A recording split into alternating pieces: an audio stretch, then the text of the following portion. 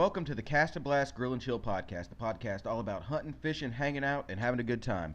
Joined as always by my cousin Trevor today. We're going to talk a little bit about how Hurricane Harvey is going to affect the upcoming dove opener and early teal, along with our basic game plan of what we're going to do for the dove opener. This is going to be a kind of a short podcast, and we'll have a big podcast when we get together the weekend of Labor Day. Try and drop that. I don't know if we're planning on doing it opening day, depending on how that hunt actually goes with all this rain coming in, or if we are going to wait and kind of do a overview of opening weekend as a whole. Yeah, definitely. It all depends on how much rain. How much rain have you had up there so far? I do not know yet.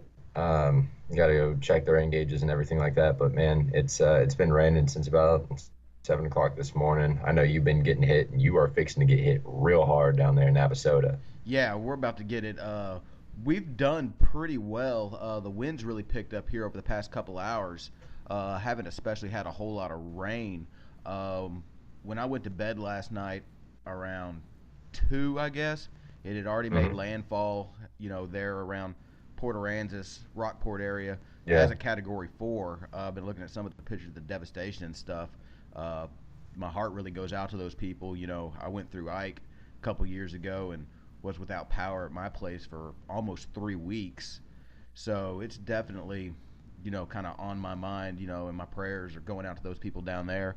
But it looks like, as bad as it is down there, at least it didn't, come ashore in Corpus Christi, a much more densulated, population center. And, they had the outshore winds, so they didn't get, as much storm surge there in Corpus. So.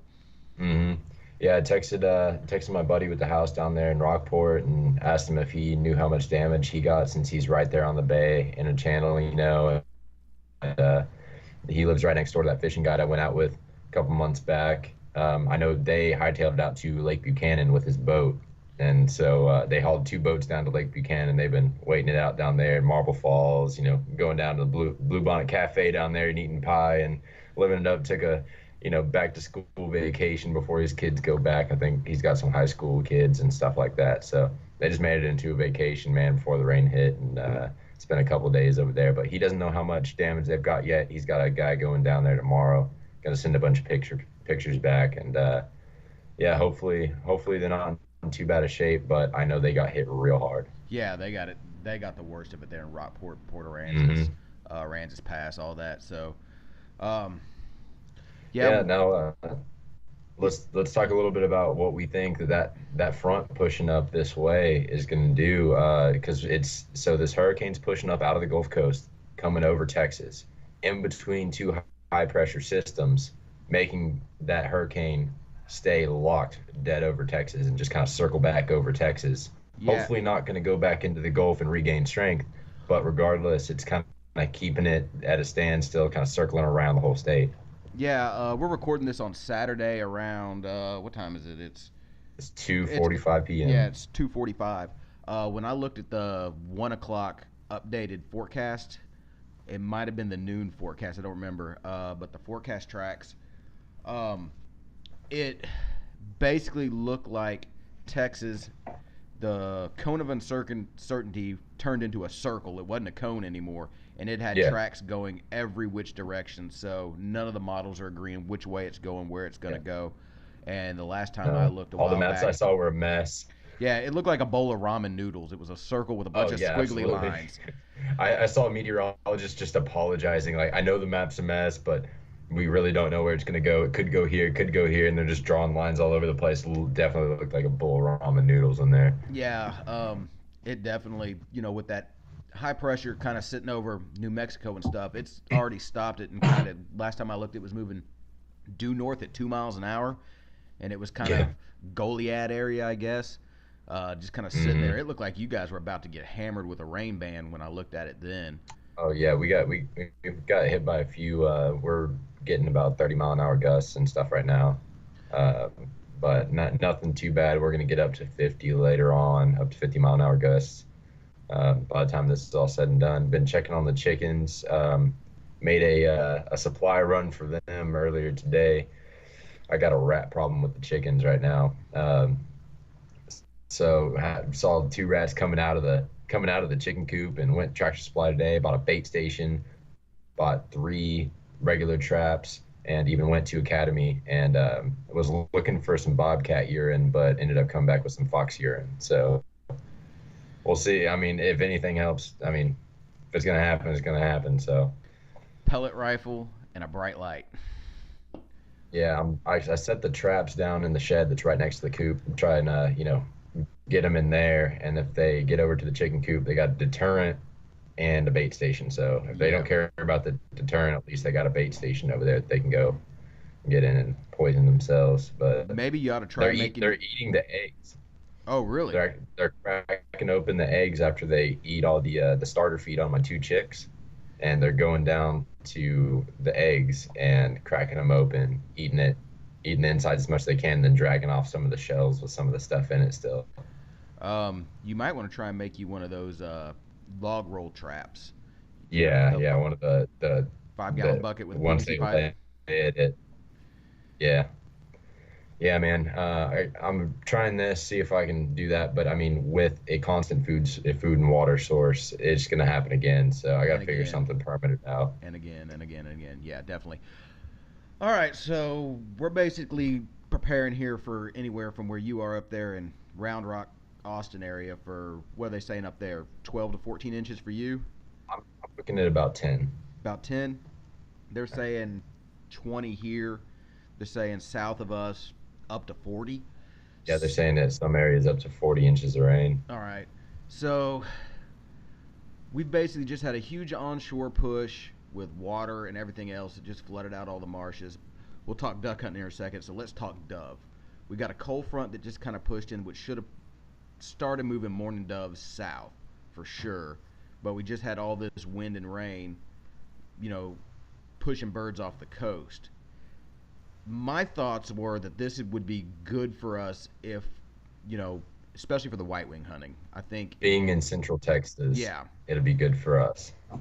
yeah, Yeah, for pushing all that front pushing off the Gulf, and any birds that were, in migration that direction, kind of more centralize the flyway and to stay a little bit more central than going, coastal birds and stuff like that. They're keeping more to the central Texas kind of flyway, going southern towards, South Texas. And with that front coming off the Gulf, it's kind of like a blockade in my mind. That's kind of what I'm thinking, as well as picking up some birds that were already at the, trying to get away from that front blowing in. yeah, So definitely. I think for sure with that hurricane coming in, I think it definitely scattered a lot of birds from south of us north. And like I said, that we've already working on our second cold front of the of the summer, which is the signal for all those birds to start migrating. So I think we're getting a lot of those plains and Montana, Dakotas, those birds already, those mourning dove already moving south. So if we yeah, can absolutely. if we can keep from whatever feed we can get on to hunt this year from getting totally 100% washed into the ground, I definitely think it would be good for our hunting. I think the guys up north, like in the Panhandle around Dallas, the guys that are going to miss the bulk of this rain, I think they're going to have some real good hunting coming up, especially for Yeah, the dove I think opener. so. I think so. And speaking of dove opener, that day in the future forecast is the first day without rain as of yesterday. For So you, we're looking at the next 7 days here, where we're going to be hunting opening day. I'm going to have rain every single day except for next Friday, September 1st. So that might play in our favor really well if it stays like that. Birds are going to be want to hitting food hard after that. Whether or not they're going to have it, or whether or not they're going to have it, it's another question. But they're going to be trying to look for it and up and moving and trying to hit ag fields hard. So we were kind of looking in our strategy of two options that day. One was going out to a place with a lot of ag fields, basically even hunting on ag fields, if available, public land. And the other option was going to be away from some ag fields, but by a lake, on a tree line, but about 500 acres of open grazing field. But just to get away from some of the crowd that goes out to that property, I'm thinking now definitely go and spend the whole day, especially opener out at those ag fields, because those birds are going to want food and a lot of it, and immediately. Yeah, I definitely think hunting any kind of standing crop is going to be the way to go. Um, As because, far as white wings go, white wings well, are going to hit the standing crop, and mourning doves are going to hit the cut ag, yeah. and stuff on the ground. Well, the good thing is that with this much rain, is that there will be, you know, white wings like to perch and eat, mourning doves like to Yeah, eat off the ground, and yeah, even that much further north of you, that wind's gonna knock a lot of, especially Milo. It's gonna knock a lot of that seed on the ground. So I yeah. feel like for sure there ought to be some opportunities to get mornings and white wing both You in know what? standing And cover. and speak and speaking of all that, Milo, man, I hope it wasn't like last year or the year before, where a lot of those guys didn't get to harvest, and crop insurance had a huge payout out here where we're at for ruining a whole bunch of those crops. And this year, I hope they got it out before this rain, Yeah, me and too. they're not gonna just lose all that crop again, man. Because that's not a good situation for a couple years in a row, losing that much Milo. Most people got their corn out already. A lot of their corn's already out. Cotton crop was coming in, Yeah, but this definitely isn't good for the that cotton crop either. I noticed that that yeah, Friday when I was going out towards Snook and Caldwell, that the cotton was already white and budding out pretty good. So yeah, hopefully, I was seeing a lot of that too.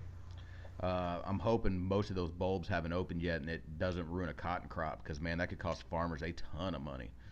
A ton of money. Yeah, between that and Milo, yeah, man, for sure, for sure. Hey, I learned. Speaking of like grains and stuff like that, I was reading on TPWD on their millet rules, hunting over like agricultural millet for duck, Mm-hmm. and so you can go grow millet on a piece of water or whatever, like for agriculture. You can't hunt it the first year until a year after you plant it, and then if you don't replant and it's still coming back, you can hunt that as long as you want. Yeah. So yeah, but the time span is 1 year. So if we were to go plant some millet somewhere, if we got some permission on some land, and we go plant some millet, and then let that crop ride out for a year, and then come back the next year, and if it's growing back again, man, that'd be an awesome spot. Yeah. You can hunt over millet or rice or any kind of grain so long as it's for agricultural use. If you plant it specifically like a food plot for ducks, you can't hunt it the first Yeah. year, but you can Oh, hunt you it. can't hunt it this year, and it has to regrow by itself. You Yeah, can't replant. yeah, Yeah. yeah. You can go back and shred it and let it, self replant and go. But if you actually hunt it, for purposes of agriculture, that's Yeah, normal you can hunt agriculture. that. Yeah, Yeah. you can hunt Yeah. that. Yeah. Yeah. Yeah. Yeah, that's not considered baiting. So, Yeah. but But I've been told by several game wardens in the past that any kind of disturbance of that grain crop in water could be hmm determined as, um, yeah, you know, even with walking, lines or packing walk, in or out. dogs putting decoys out, running a boat through it, whatever. That could be considered Mhm. disturbing it and making it thus illegal to hunt. Yeah, So that's a exactly. Because you're touchy subject. Yeah, I yeah, don't know, unless I had, you know, like a biologist or somebody come out and like work a plan with me, if I would be super keen on hunting, a basically a ag, a duck food plot. yeah, Um, absolutely. so, I'm kind of curious with all this water, all this storm surge, and all this other stuff that's coming with this hurricane. What's it going to do to early teal? Where you're at down the coast, where I was planning to go for the early teal opener. We're definitely, Well, it depends how much marsh is left. yeah, That is I mean, that's it. Is what's going to be left. Nobody really knows right now because it's still hitting. So that's going to be the number one question. We have our buddy that went down there. He did some scouting, what, a week or two ago, yeah. and he was just over grabbing the generator from me on his way back to the house, and he was like, "I got to go rescout now because it's going to be completely changed." And I was like, "Yeah, dude, absolutely. Like nothing's going to be the same. Even the stuff you're not seeing, even the marsh area, like just getting your boat around, you don't know what shifted under the water if you can even use your same tracks as Yeah, that you've been going on, man. It's going to be I mean, fishing guides are going to have to be repicking spots. oh yeah, It's going to channels have be moved, channels have everything. moved. Sandbars are completely changed. It's going to be refinding fish. It's going to be laying track on everything on GPS, and it's going to be a mess down there for a while. Yeah, hunting. I'm still planning on going down there opening weekend. Like you said, Yeah, our buddy's planning on going and scouting. He still told me he was going to go scout Labor Day, so hopefully he can get down there and find them while I'm out there shooting birds. Because he's hmm going down to South Texas to go white wing hunting down white there in wing the hunt. special white wing zone. Yeah, But yeah, it's gonna definitely be an interesting opener. And also with our podcast and stuff that we're coming up with, for our opening the Texas hunting season extravaganza, we're also gonna make a couple cooking videos.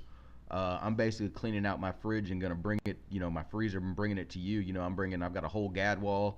I got some wood duck and gadwall breast that the last of my duck that I've been kind of hoarding on to. I've also got a little bit of fish and some other stuff, and we're gonna bring it together. We're gonna cook it up and have a good time over Labor we're Day. gonna do that. We're gonna do some wild hog and possibly fire up the smoker and do a smoked front shoulder that hog and maybe that whole gadwall on there if we actually fire up the smoker and do that. But if we're too beat, man, I still want to put that gadwall and just like slow do it on the barbecue pit. That'll be good. Definitely. I'm a fan of doing those gadwall whole, man. It's good stuff. Yeah, definitely. After looking at that one you did, that's the reason why I've kind of hung on to that one, and so me and you can sit down and eat that thing It together. was, it was damn good. But Yeah, yeah, man. Yeah, but I guess we're just gonna have to wait and see on all of this on how it's gonna push birds. But that's definitely something everybody needs to be thinking about. Thinking about if you have an option to go somewhere, other than central to east to south and the east coast and all of that. Um, Try and go that direction because that might not have been affected, or you may get another push of birds in that can't go the direction that they were trying to go in the first place. So if y'all have that option, definitely lean towards that instead of trying to go down and maybe even an early teal season. It just depends. Try and get your scouting in. Everything's going to be changed. Restart the whole process. yeah, definitely. For certain, I've definitely going to be rescouting everything after this because all my sloughs and stuff, it was pretty dry around here for a while, and all my spots I hunt ducks around here, were. I mean, they looked all right, but they didn't look good. All my favorite spots are, when the water comes up, and the water's definitely going to be coming up. So I'm definitely going to be driving around, putting miles on the truck while I'm working. Checking all my little duck holes and here, there, and everywhere. Um, the past 2 days, I've not seen but like 3 or 4 dove flying where I was seeing big groups. I've seen a couple big groups sitting on power lines, getting out of the rain and stuff. But aside from that, I went to up to College Station today to go check on the shop around 9, 10 o'clock this morning, and I saw one bird flying, one dove. That's Yeah, it. I mean you're still in the midst of it getting slammed right now. Yeah, I mean you're more east. You're about 2 hours, 2.5 hours more east than I am. So I was still seeing pretty good sized groups and stuff around here. After all this front hits and after all this rain goes, we'll see what it actually does. But it's just gonna be wait and see. But yeah, man. Um, Thoughts going out to all the people down at the coast and everybody affected by Harvey. So Yeah, definitely. And also stay tuned over the next couple podcasts. I'm working on trying to get some guests lined up. I got a potential panhandle guide that's going to be coming on, hunt sandhills, geese, and the Playa Lakes up there. Also going to work on maybe another 2 guests that I haven't contacted yet, but I'm pretty sure they'd be willing to do it. So um, stay tuned for those coming up. Also, after our September the 1st podcast, that will probably be the first one going up on iTunes, Stitcher, Podbean, different, all the different podcast wrapper, platforms out there. as an audio only podcast. We're in the process of getting that all lined up right now. So stay tuned. You guys And be also, safe if you out there. Oh, also if also if y'all haven't seen the logo, we got stickers made and we got hats on the way. We'll be wearing the hats during dove season and all the videos and stuff. So if y'all like it, just send us a message and we can get some made. We'll start orders in and stuff like that. And we don't even know how much we want for them yet. So, but if you want them, make the demand and the supply will follow. yeah. And if you want a sticker, we'll do our best. We're gonna be doing a couple of giveaways on the Yep. Facebook page over the next couple of days. Trying to figure out how I want to do that. I'm not a big fan of the like, comment, share kind of thing, but I got to Yeah, figure out some exactly. way to keep track of it. So that may be the way we have to do it. But we're going to get together and come up with an idea. Yeah. Stay tuned. Stay tuned, guys. Be safe out there, and we'll talk to you next time. Later.